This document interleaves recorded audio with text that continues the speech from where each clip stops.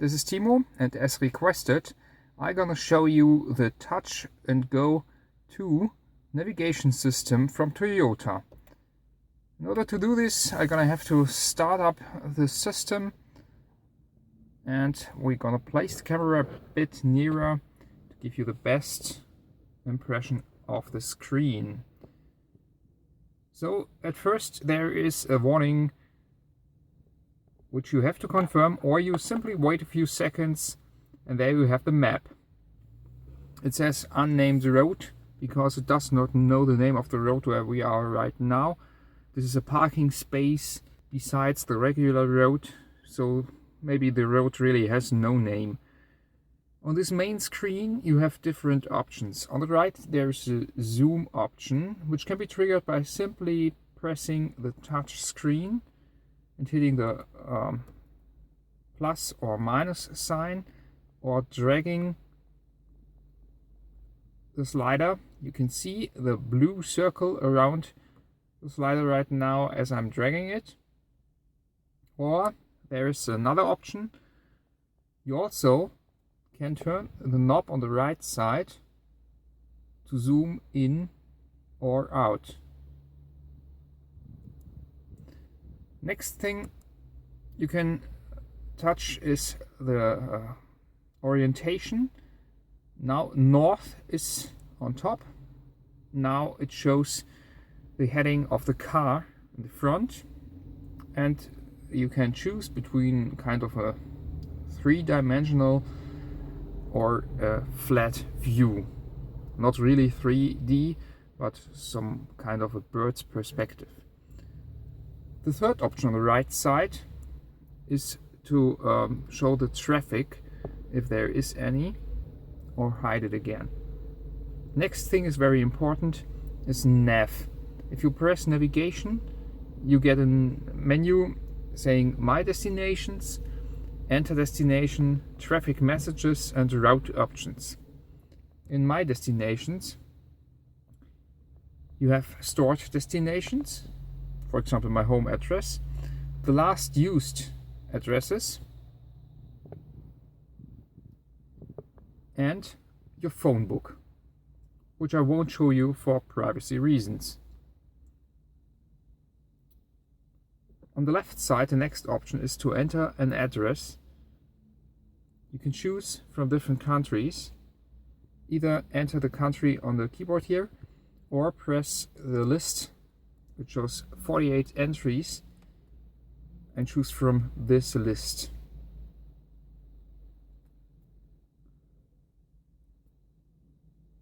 Then you go to enter the town. For example, let's choose Munich. And simply entering an M, and the system is guessing I want to enter Munich. There's no speech detection or recognition in my system. There's an option for this, but I don't have it. So Munich is fine. Okay. The code or zip code, the street and number. Let's say famous road in Munich, maybe Maximilian Street. No number, no intersection. Go ahead, calculate the route. Now different alternatives are calculated, and I can choose to avoid, for example, ferries or roads which you have to pay for, or something like that. So it takes a few seconds to calculate, and now it shows there are three options: the fast, the short, or the ecological one. And the shortest one takes about 6 hours, much longer than the other options. 4 hours, 388 kilometers, and it shows which way to go. Yeah, you can hit the touch screen in the upper left corner to switch between the time and the ETA, I guess it's ETA, the guess time of arrival, and the So yes, and there's no traffic detected, or just via TMC, which is a traffic management channel, via the radio. There is not even one incident reported. And if you press this, then you get traffic information, and on road it says near Mainhausen there is kind of trouble, a warning, and near Marktheiden there is traffic jam. You can press again, and then, wow, near Mainhausen there are cyclists on roadway, danger. Of course, this is not a good idea to cycle on the Autobahn in Germany. Traffic jam ahead. Oh, and now you have heard the announcement saying there is a traffic jam ahead, delay of 20 minutes, queuing traffic for 10 kilometers at Marktheidenfeld. And now it's possible to show a detour or ignore this message. Let's see what we can do. The alternative will save us 6 minutes, but will increase the distance by 7.3 kilometers. So, alright, there's always traffic jam, I guess. And in here I would say, no, please ignore it. And the left side, now we have 2 minutes delay and 20 minutes delay. And we can show this again. See, delay is 20 minutes, and maybe we decide different and say, let's have a detour. Traffic jam ahead.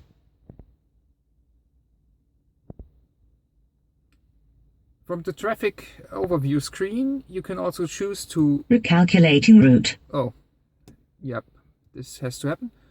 So, once again, show all traffic messages, even those not on your road. Show warnings, and go to settings. And in this menu you can choose to automatically reroute or manually. And if you want no traffic information at all, or TMC radio station, or traffic information over internet. So this won't work right now because I don't have an internet connection set up.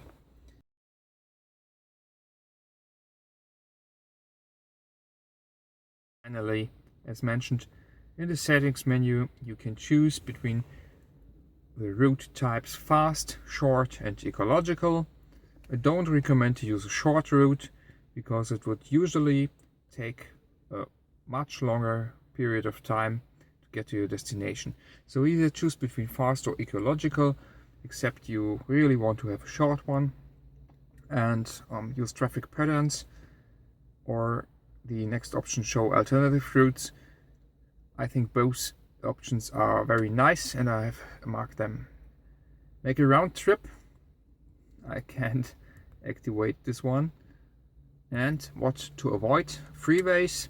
In Germany you never want to avoid freeways, except there is traffic jam, but usually you wanna enjoy German Autobahn. Guess what? There are a lot of traffic jams and roadworks going on, so it's not always fun to drive on German Autobahn. Toll roads where you have to pay for, maybe you don't want to pay those for those roads, then you can simply hit this and you won't be navigated to toll roads. If you are afraid of tunnels, or maybe your lights are broken on the car and you can't go through a tunnel, I'm not sure if somebody really has to check this. And if you want to avoid ferries or car trains. So in the nearby area there are some ferries and I don't want to have them included in the road calculations, so this one is active as an exclusion. Back and press map once. Here you can see the map, and there's also a nifty feature of this touchscreen. So simply hit it where you want to place the center of the map. And then it's possible to say yep, this place I want to save, or I want to go to this place. And if you simply zoom out, then you can maybe zoom out a little bit more. So it takes a few seconds to draw. Maybe just go to about Hamburg here, then zoom in. Hamburg, yes, Rahlstedt. Maybe we want to go to this road. Go. And now we have the option to replace the current destination or add a stopover. Why not go from here to Hamburg, then to Munich. Zap. Fastest route is being calculated. The destination is Munich, and we are going via Stapelfeld, which is in the area of Hamburg in the north of Germany, while Munich is in the south. And now the flag is blue, saying 493 kilometers. Oh yeah, I just want to give you a short amount of bonus footage. What I missed to show is the settings while en route. Here you have the options to stop guidance, map settings, road information, the turn list, and block road ahead. Finally, location and GPS information. So you can block the next kilometers on the route. You can see the next streets and intersections where you have to go.